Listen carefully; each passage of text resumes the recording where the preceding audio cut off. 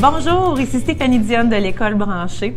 Je suis au colloque de la COPS 2018 et j'ai le plaisir, le bonheur et même l'honneur de recevoir une chapeautée 2018, Marie-Hélène Boisclair, qui est enseignante 4e année à l'Académie Sainte-Thérèse. Exact.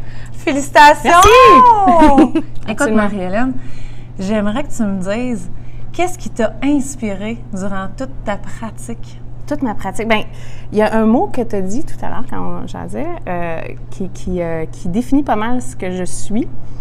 J'aime beaucoup les gens, j'aime beaucoup les rencontres, puis le partage, c'est le mot que tu as dit qui est vraiment, on partage la coupe de vin, on partage le partage avec les technos, ça a foisonné à cause des technos. Les technos nous ont rapprochés, puis c'est ça que je voulais faire, entre autres, avec la robotique, en faisant le groupe de partage de robotique, parce que je me sentais toute seule dans ma classe. Puis pour tous ceux qui sont chapeautés, probablement aussi, c'est beaucoup ça qui fait la différence, qui a fait je veux connecter avec d'autres, je veux partager, m'enrichir, puis inspirer peut-être d'autres, avec modestie, là. Puis c'est ça, c'est vraiment le partage qui a fait en sorte, c'est de plus en plus, puis c'est tellement enrichissant, puis ça nous enrobe et nous enrichit. Je ne sais pas comment le dire autrement, mais vraiment, c'est ça, la collaboration. Merci beaucoup, Marie-Hélène. Merci.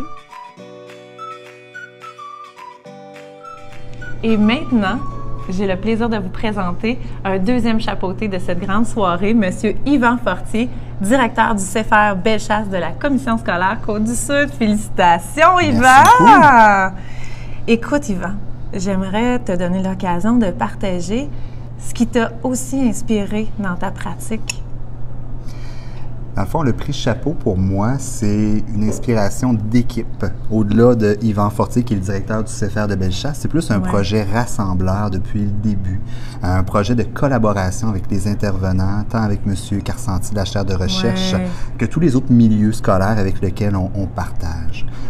Pour moi, le virage numérique qu'on a entrepris depuis 2012, c'est de faire la différence pour notre clientèle au quotidien, de voir des sourires, de voir des rayons dans leurs yeux. Dans le fond, moi, c'est ce qui me motive à poursuivre, puis à continuer, puis à s'impliquer au quotidien avec cette clientèle. Merci, Yvan. Merci beaucoup à vous d'équipe. Oui. Merci.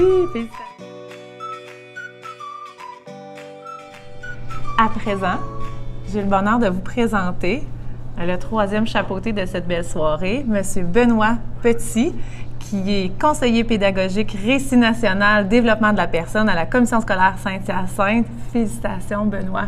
Merci, Stéphanie. Très apprécié. Benoît, qu'est-ce qui a guidé et inspiré ta pratique?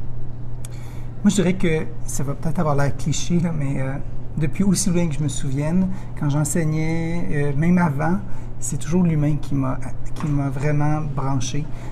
Pour moi, j'ai toujours voulu être proche. J'aimais travailler avec des jeunes. J'aime travailler avec des adultes.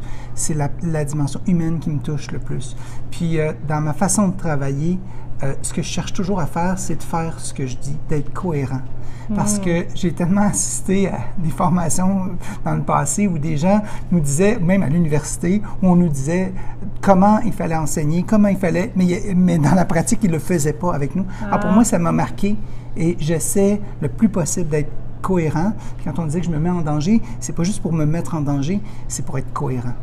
Ouais. À l'humain cohérent que tu es, Benoît Petit. Merci. Félicitations. Merci.